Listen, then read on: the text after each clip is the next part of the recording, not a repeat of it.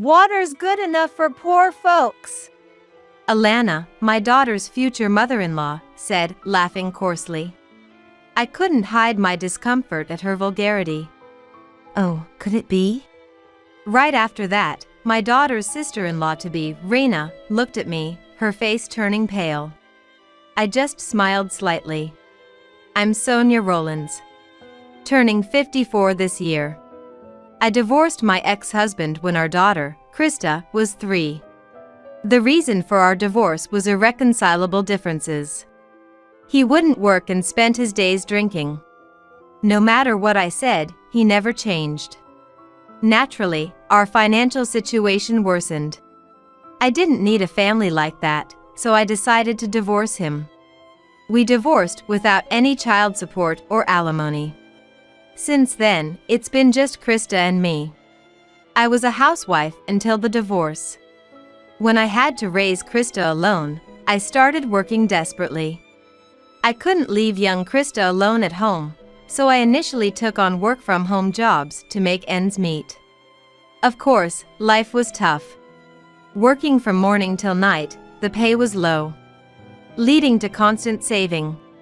There were times, a day before payday, when I ran out of money and went without food.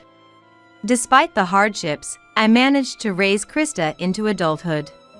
With Christa becoming a working adult, I found myself with more free time and started dedicating more time to work. Leveraging my experience in simple tasks, I began creating handmade items. This eventually turned into a successful business. There's also been a change in my personal life. Christa got engaged. Not long after Christa started working at her company, she began dating a man named Nicholas. Nicholas is Christa's boss at work and is 5 years her senior. I've seen a photo of Nicholas that Christa showed me. He seemed like a fine young man. It appears Christa has learned from her father's bad example, as Nicholas gives off a serious impression. I'm delighted with the happiness Christa has found. Now, in the latter half of my life, I've decided to live as I please. That was my thought. Then, one day, Mom, I need to talk to you about something. Christa approached me after dinner.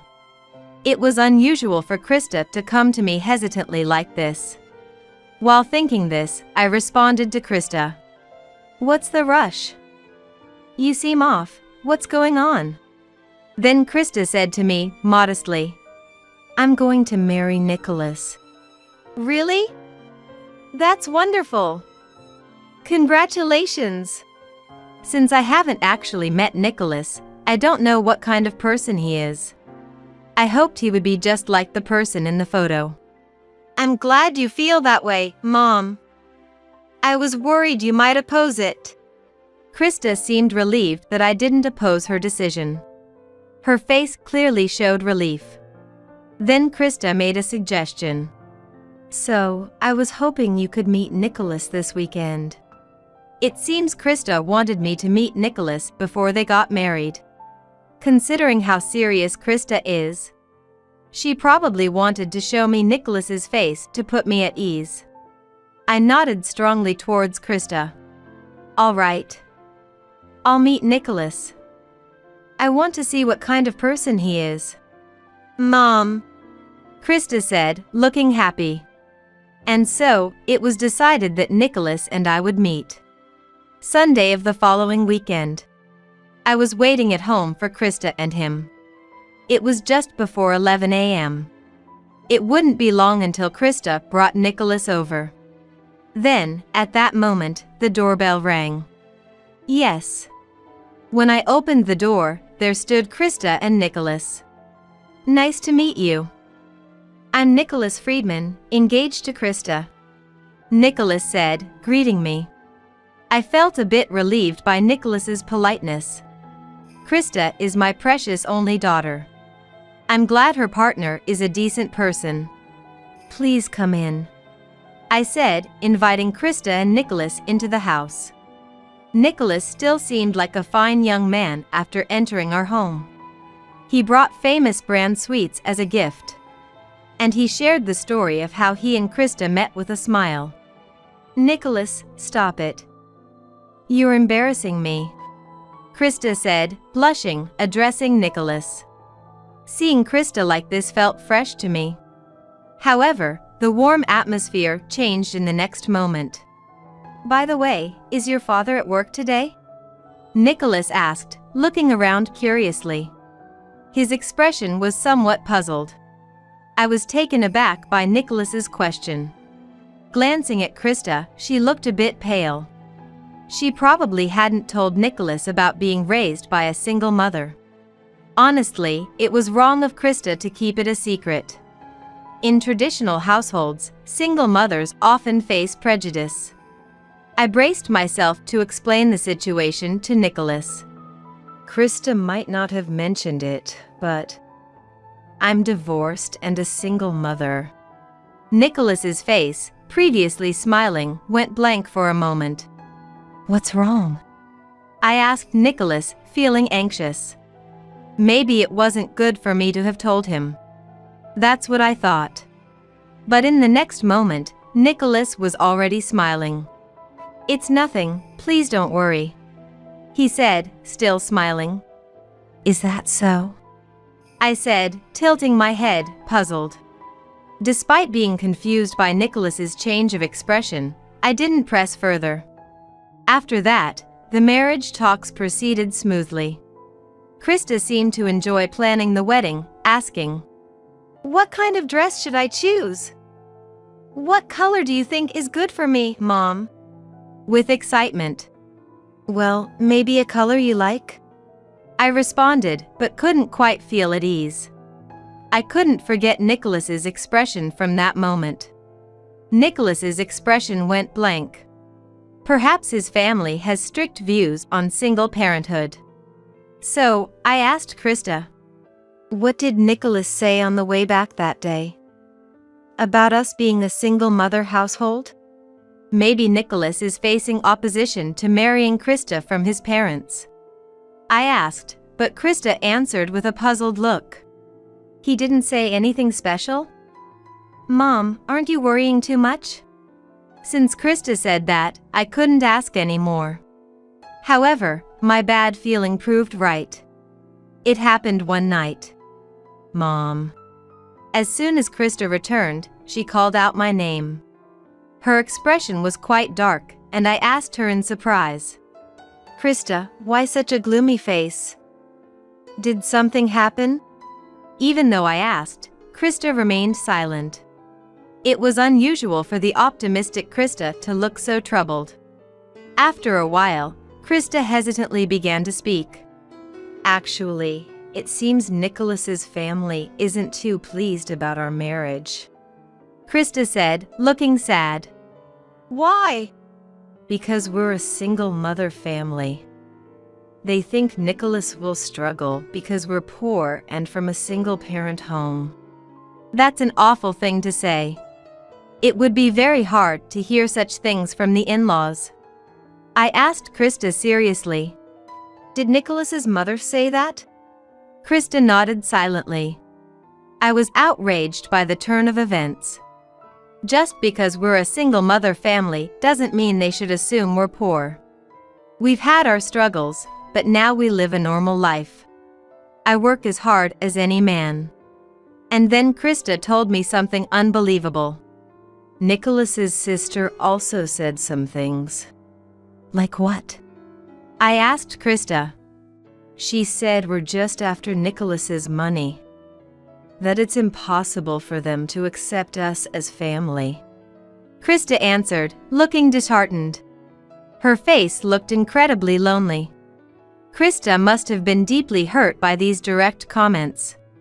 It's terrible that they would say such things about me without even meeting me. I can't believe Nicholas's parents. "What did Nicholas say at that time?" I asked Christa. And I remembered Nicholas's expression when he came to our house the other day. Maybe his expressionless face was because he imagined his family's reaction. It seems his family has quite a prejudice against single mothers. I started to worry about the future. Then Christa said, Nicholas defended me. After all, I work at the same company as Nicholas, so there's no way I'd ask for money. I felt relieved. If Nicholas is on your side, that's reassuring. I found myself saying that without thinking. If Nicholas had sided with his family instead of defending Christa, I would have been worried about her future. She would probably continue to face unpleasant remarks from his family. But if Nicholas is on her side, it felt somewhat better. A few days later, Christa suggested having a family meeting with Nicholas's family before the wedding. Mom, I want to have a family meeting with Nicholas's family before the wedding. I'm really sorry. According to Christa, it was Elena's suggestion. You should greet your fiance's parents at least once. Your mother has that much common sense, right? She was told. Nicholas and I couldn't exactly refuse. I'm really sorry, Christa said, apologizing and being considerate of me. For Christa's marriage introduction, we are meeting with his family. Honestly, I have no idea what they might say. I don't really want to go, but it seems right to follow through with the courtesy. It's okay, I responded with my agreement. Then, the day of the marriage introduction arrived. Christa and I went to a restaurant near his parents' house. The reason for a restaurant, as Christa told me, was because Alana had said, "We can't have you in our house when you're not married yet. There's a fine dining restaurant nearby, that will do, won't it?" The restaurant Alana chose charges $300 per person for a course meal. I go there occasionally for business, but hardly ever privately.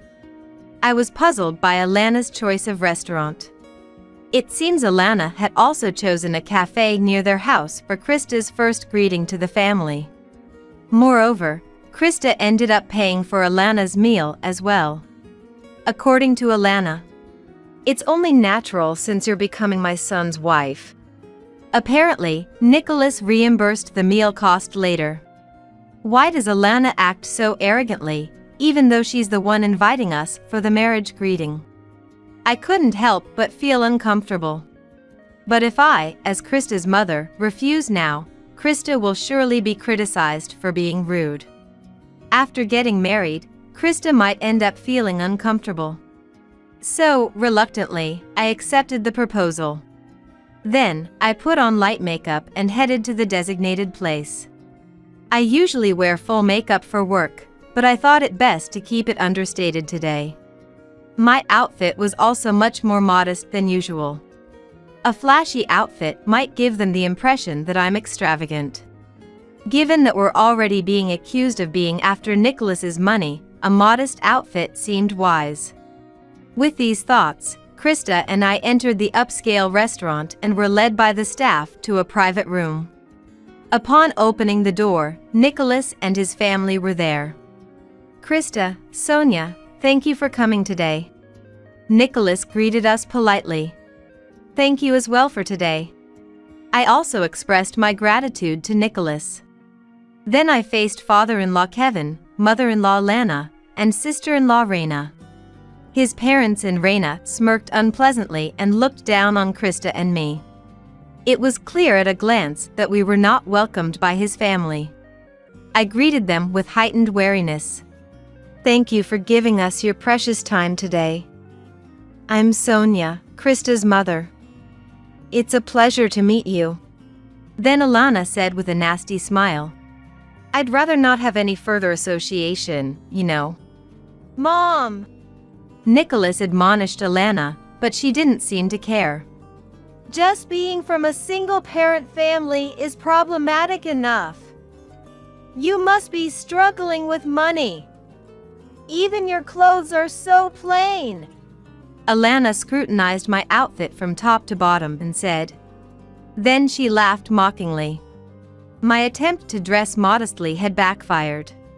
Raina also hurled insults while laughing. "You could have married someone decent." Poor Nicholas, stuck with a poor mother and daughter. I was irritated by Raina's comment. Such remarks were too rude for a first meeting.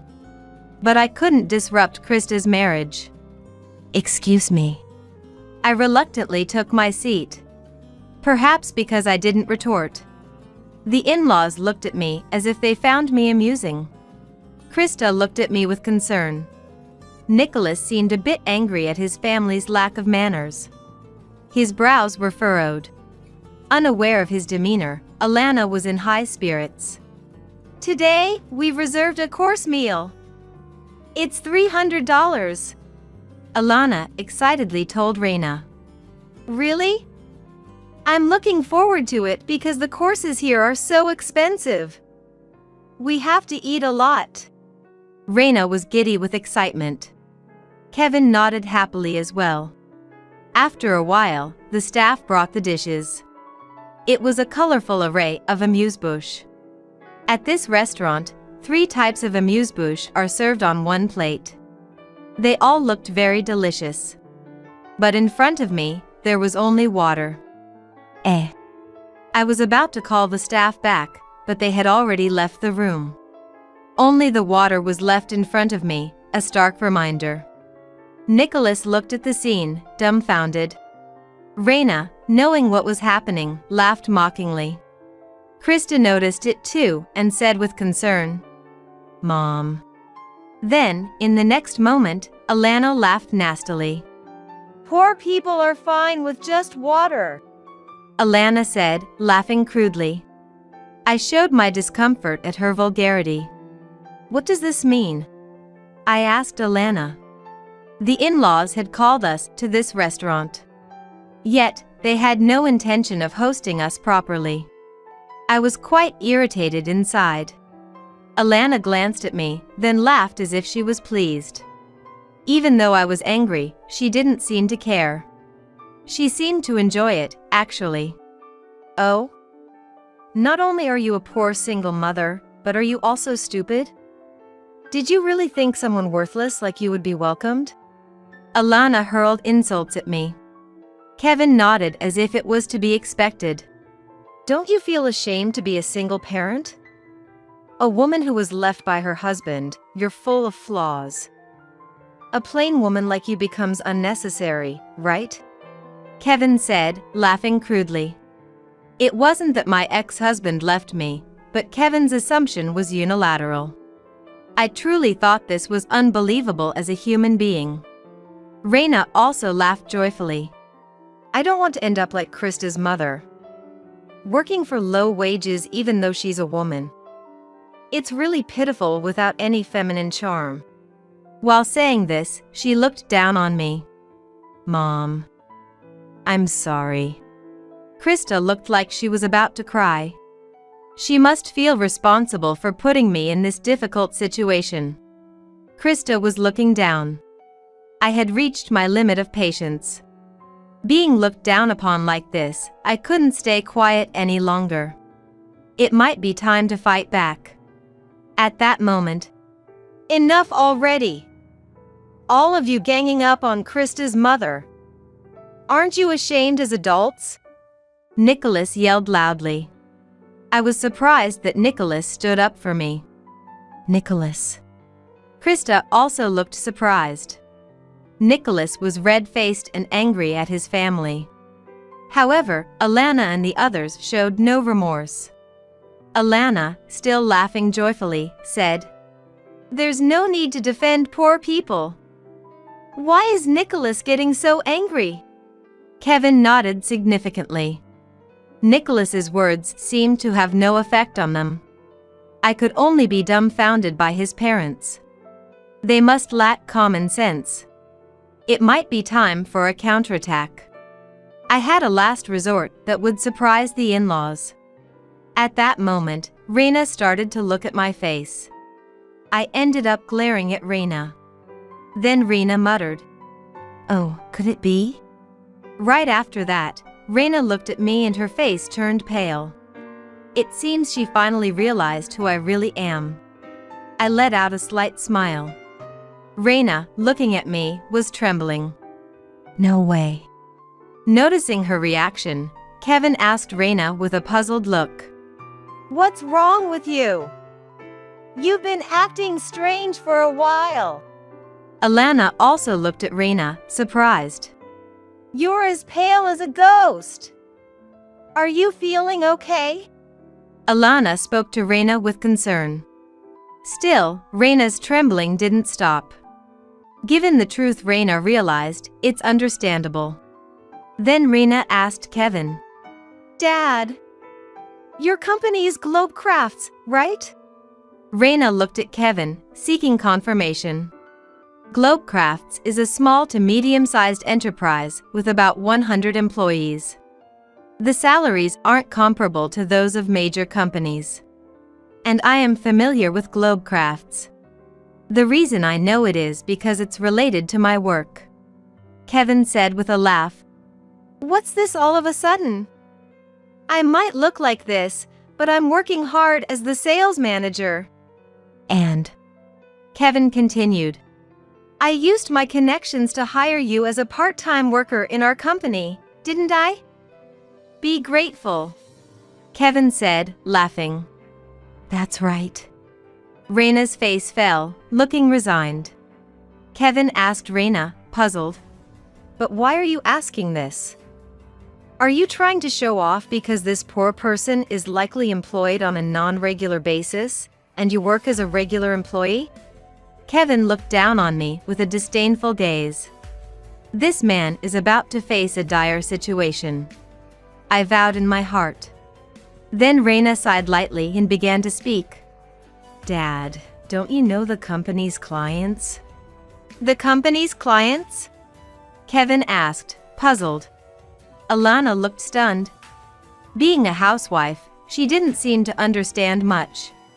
Raina hesitantly explained. I've met Christa's mother before. Inside the company. She was wearing more makeup then, and I didn't recognize her right away. Kevin seemed confused. What do you mean inside the company? I'm sure I remember the faces of the employees, including part-timers, but there's no older woman like that? I frowned at being called an older woman. But it seems Kevin was too preoccupied to notice. Trying desperately to remember as he heard inside the company. However, I haven't spoken directly to Kevin, so it's understandable if he doesn't remember. As I thought this, Raina began to apologize. Christa's mother! I'm really sorry for what happened. Seeing Raina's behavior, the in-laws began to get agitated. Why apologize? There's no need to say sorry to such a poor person. Alana said. That's right! Don't you have any pride? Apologizing to a poor person like this.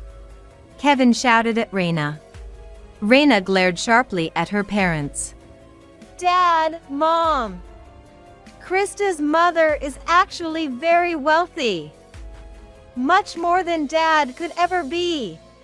What did you say? Kevin glared at Raina. Being told such a thing by his own daughter must have been unexpected. Alana, too, reacted to Raina's statement with, How could you say that? Screaming almost hysterically. Raina said with a resigned attitude. Because Christa's mother is the president. I've served her tea in the company's reception room. You know Roland's bags, right? Kevin froze upon hearing that name. Then he turned his neck to look at me. I deliberately smiled. Kevin's face turned pale. Roland's bags. Isn't that the brand the president finally convinced for a collaboration that's supposed to happen? Then Alana screamed. Roland's bags, that's the one with bags in department stores, right? Even my bag is from there. Alana said, looking over her bag multiple times. When we entered this restaurant's private room, I noticed a familiar bag. Alana was holding it carefully under her chair. It's a breach of manners in a high-end restaurant, but it must be her favorite bag. I told Alana with a smile. That's a magazine giveaway, isn't it? I'm honored that you're using my brand. Alana's face turned red. Then she looked down, embarrassed. She must feel ashamed that her bag was recognized as a magazine giveaway. I took out my business card from my card holder. I am Sonia Rollins, the representative of Rollins Bags. The in-laws scrutinized the business card carefully. To think you were actually the president! Kevin was trembling as he looked at the business card. Alana looked incredulous. I watched the two staring silently at the business card and said, "We were supposed to collaborate with Glo Crafts, but it seems like that collaboration won't be possible anymore. Such a shame." Hearing this, Kevin looked disturbed. Why? That collaboration is the most important project the president has been working on. If we cancel it, our company will, Kevin said, trembling with fear. "What's going on?" Alana asked Kevin, confused. The truth is, Glo Crafts is in a precarious financial situation. Compared to the past, fewer people are making handmade items. When I was young, my mother used to sew everything by hand. But now, cheap ready-made products are abundant, probably a sign of the times. Glo Crafts has been hit hard by this trend, with sales declining year by year. When Glo Crafts' president proposed the collaboration, he mentioned it was a strategy to turn around the company's dire situation. However, I have collaborated with many famous brands. So, honestly, I wasn't very interested in collaborating with a small to medium-sized enterprise like Glo Crafts. Initially, I declined the president's proposal, but eventually, I was persuaded by his enthusiasm and agreed. We decided to collaborate with Glo Crafts to make bags. But now, that's a thing of the past. Kevin was trembling. He must be terrified of what's to come. Ignoring Kevin, I quietly said, "The collaboration with Glo Crafts didn't seem to offer much benefit. I was just moved by the president's enthusiasm. But a company that looks down on Christa." I stared at Kevin with a cold gaze. Kevin was sweating under my stare. Then, in the next moment, he apologized to me. "What?" While Alena was confused by Kevin's apology, he desperately sought my forgiveness. Christa and Nicholas were also surprised by Kevin's apology. "I'm truly sorry." Kevin is apologizing, clearly not caring about how it looks. To me, Kevin's apology doesn't resonate at all. After all, an apology that comes only after he realizes my position is just to protect himself. There's no genuine remorse there. I spoke with a chillingly cold voice.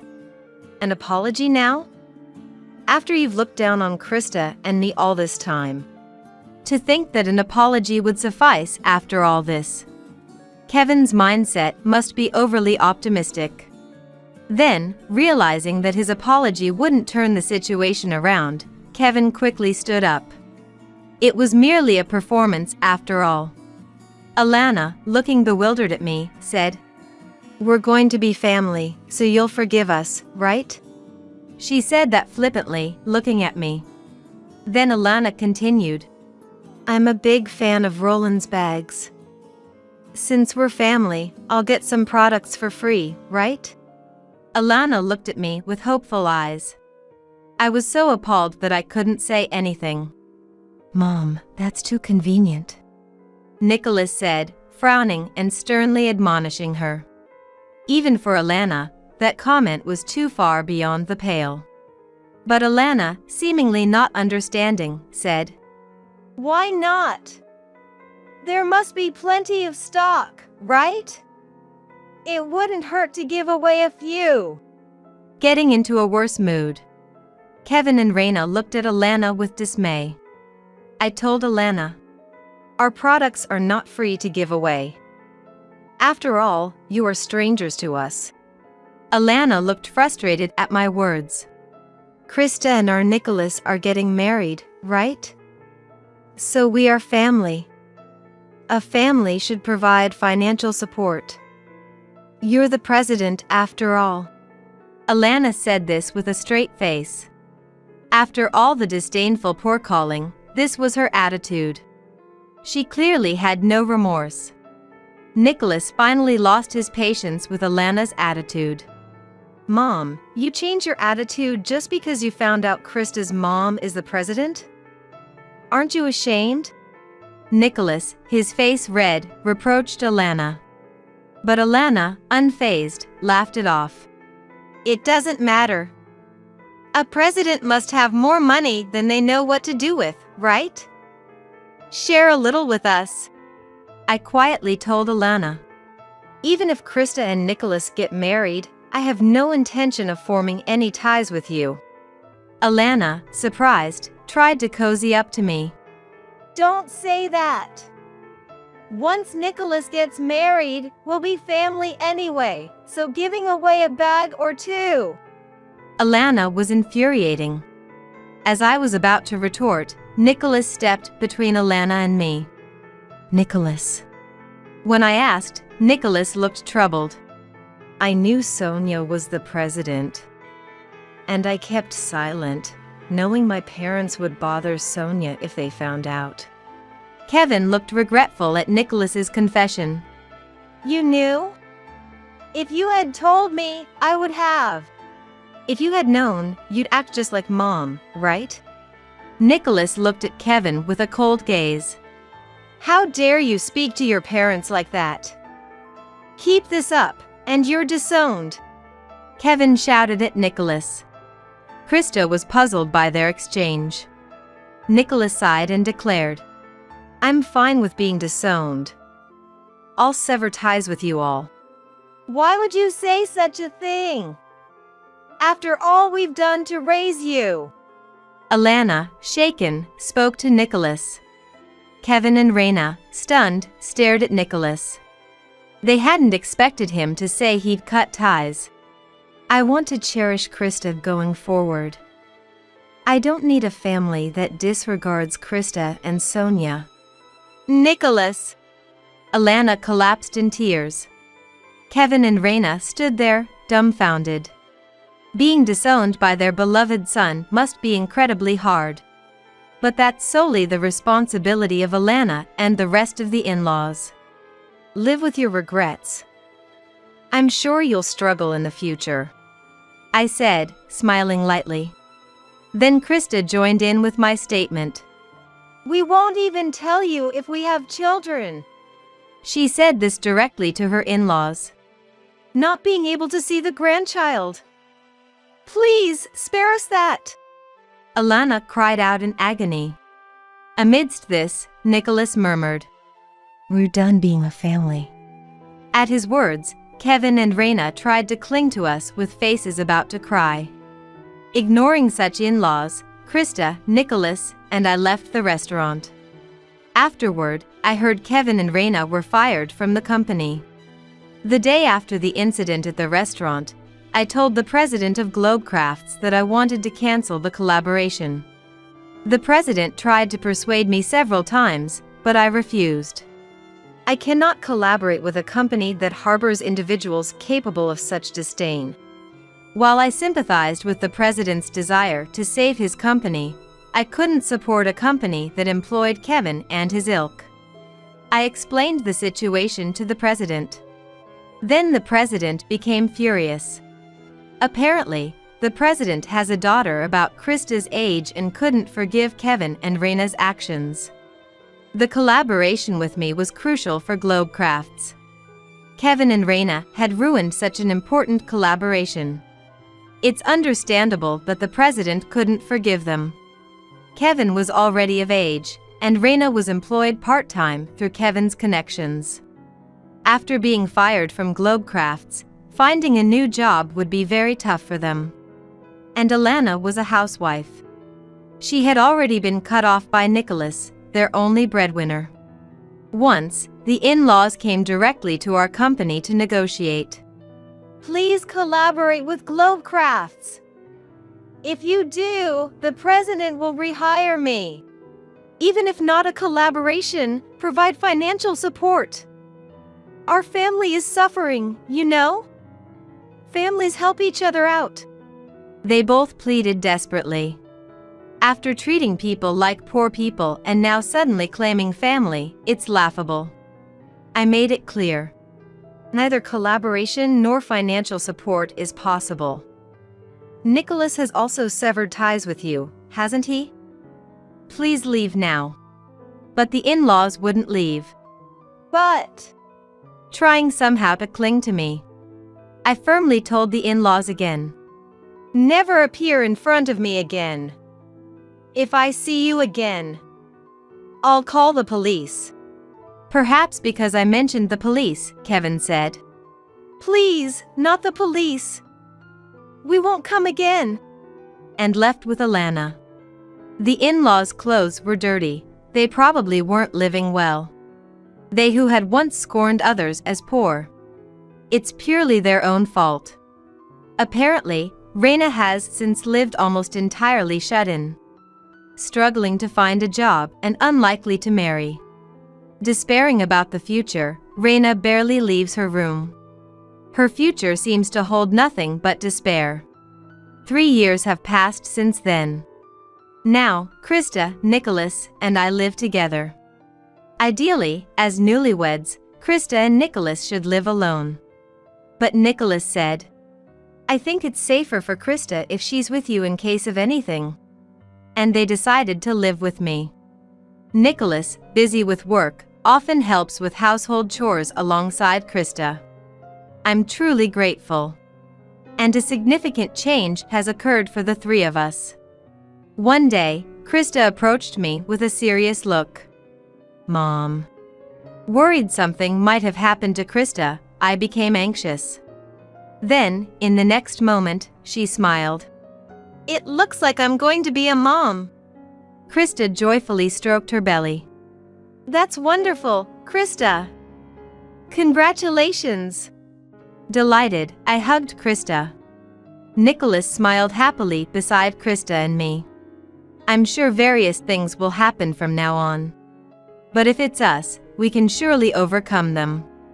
I'm also looking forward to meeting the new grandchild. Imagining our happy future, a natural smile spread across my face.